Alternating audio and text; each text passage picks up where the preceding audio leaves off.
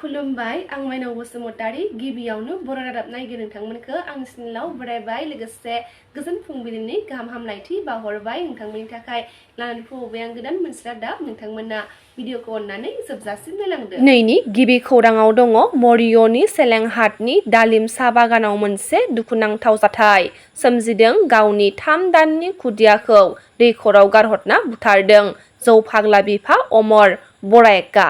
मरिय'नि सेलेंहाटनि दालिम साहा बागाननि टेक्ला लाइनआव जादों बे जाथाया। बिसि फिसाय नांज्लायनायनि गेजेरावनो दुथां अमर बरायका गावनि 3 दानाव आगान होनाय खुदियाखौ बिमानि दबानिफ्राय सिख'ना लांना न' साखाथिनि दैखराव गारहरना गावखौ पुलिसनो गथायो होनना खौरां मोननाय जादों। भारत हादोरनि गाहाय मन्थ्रि नरेन्द्र मदि बिथाङा थांनाय मैया जम्मु काश्मीराव मुलुगनि बयनिख्रुइबो गोजौसिन रेलवे दालांखौ बेखेवबाय। गाहाय मन्थ्रि बिथां नरेन्द्र मदिया थांनाय 6 जुनाव जम्मु काश्मीराव मुलुगनि बयनिख्रुइबो गोजौसिन सिनाब रेलवे दालांखौ बेखेवबाय। मख'नो गोनांदि बेयो बुहुमनि बयनिख्रुइबो गोजौसिन रेलवे दालां जाय पेरिसनि मुंदांखा आइफिल टावारनिख्रुइबो गोजौसिन होनना मिथिनो मोन्दों। बर'नि सासे गोख्रों खौरांगिरिनि जोबोर बाख्नायथाव आरो साबायखर होजाथाव खौरां। सासे 50 बोसोर बैसोनि आइजो किरण राभा उदालगुरि जिल्लानि सिङाव थानाय हाबिगावनि बिथाङा ब्रेस्ट केन्सार बेरामाव 2 बोसोर गोग्लैनानै दङमोन। बिथांनि देहायाव थै नांगौ जानायलाय बर' खौरां बिजोंनि सासे गोख्रों खौरांगिरि गणेश बर' बिथाङा मंगलदै सिभिल हस्पिटालाव दान्दिसे सम नुजाथि हैनानै खौरां लाहैदों आरो थै दान होनानै बै दुखुथिया नखरखौ मदद खालामदों। गुवाहाटी नोगोरमानि नीलाचल हाजोआव थानाय बिमा मोदायजोनि कामाख्या थानसालियाव फैगौ 22 जुननिफ्राय 26 जुनसिम सानबानि हाबाफारिजों अम्बुबासि मेला खुंनो लाहार फाहार जागासिनो दङ। मख'नो गोनांदि अम्बुबासि मेलाखौ मोजाङै खुंनो थाखाय आसाम सोरखारनिफ्राय 4.55 कौटि रांनि बाजेट थि खालामनाय जादों होनना खौरां मोननाय जादों। भिजिलेन्स आरो एन्टि करापसन बिफाना सानै एक्साइज अफिसारखौ हमदों होनना खौरां मोननाय जादों।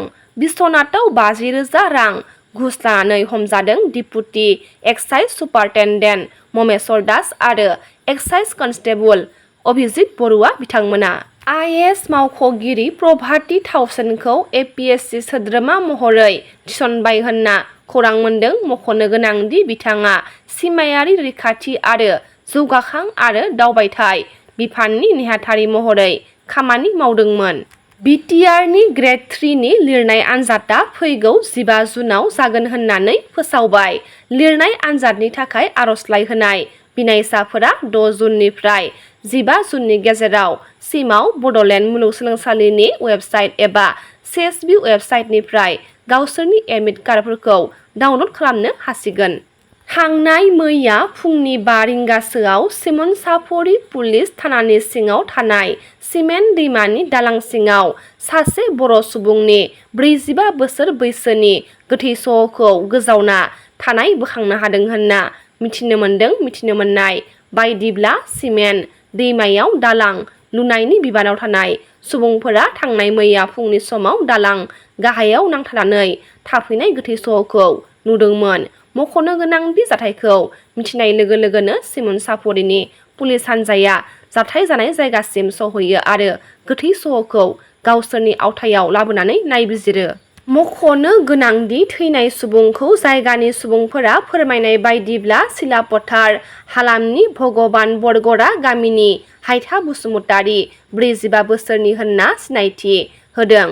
नखरनि सोद्रोमाफोरनि बायदिब्ला अरुणाचलनि सोनाब सियां जिल्लानि दालि गामिनि सासे सुबुंनि न'आव खामानि मावनो एबा दाहोना थाहैदोंमोन।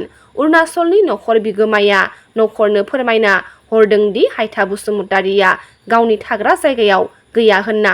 नाथाय थांनाय मैया हरखाब सिमेन्ट दैमायाव गोजावना थानाय जाथायखौ नखरनि सुबुंफोरा गोरलैयै गनायनो हायाखै। 1 नं कक्राझार लकसभा बियाबनि एमपि जयन्त बसुमतारी बिथाङा मोनसे बाखनायथाव हाबाफारि मावदों। थांनाय बावैसो सान सिगां चिरां जिल्ला भारत भुटान सिमनानि साखाथियाव थानाय हाथिसार मिलनपुर गामिनि थागिबि बिना मगरनि न'खौ हाग्रानि मैदेरा गाग्लोबो आरो न'नि थासारिखौ थेर-बेथेर खालामना गालांदोंमोन।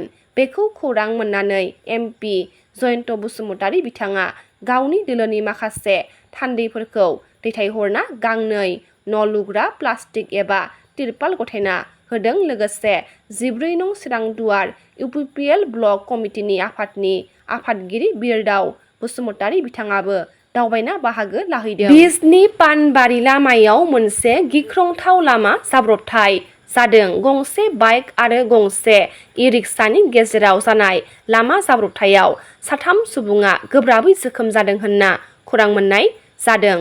गोख्रैथिजों फैबाय थानाय AS 26F3301 नाम्बारनि बाइकआ कन्ट्रल खोमानानै गंसे इ-रिक्साजों सौग्रावलायो, जायनि जाउनाव बाइक सालायगिरि दीपांकर रे आरो पंकु दासआ गोब्राब जोखोम जादों। सानैखौबो गोब्राब थासारियाव बिजनी महकुमा सुबुं देहा फाहामसालियाव दैथायहरनाय जादों होनना मिथिनो मोनदों। लोगोसे जाब्रबथायाव जोखोम जानाय इ-रिक्सा सालायगिरि बाबु सेनखौ फाहामथायनि थाखाय बिजनी महकुमानि देहा फाहामसालियाव दैथायहरनाय जादों।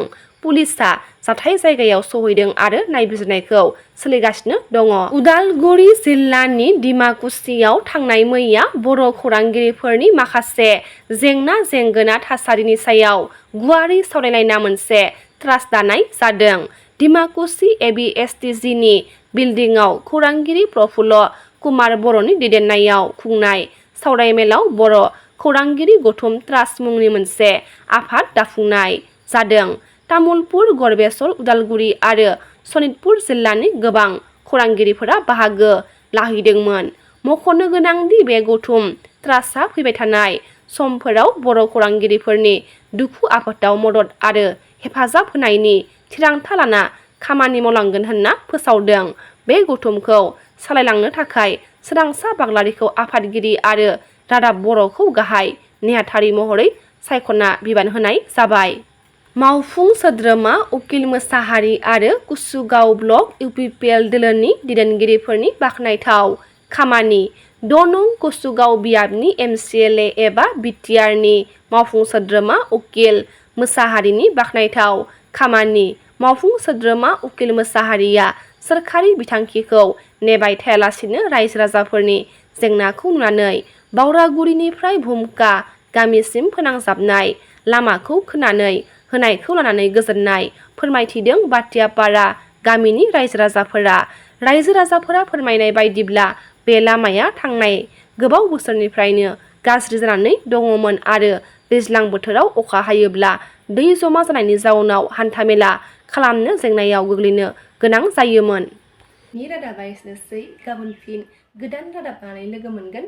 नोंथांमोना भिडिअखौ जोबजासिम नायबायब्ला अन्नानै लाइक, शेयार, कमेन्ट लोगोसे साबस्क्राइब खालामनानै होदो। गोजोन्थों।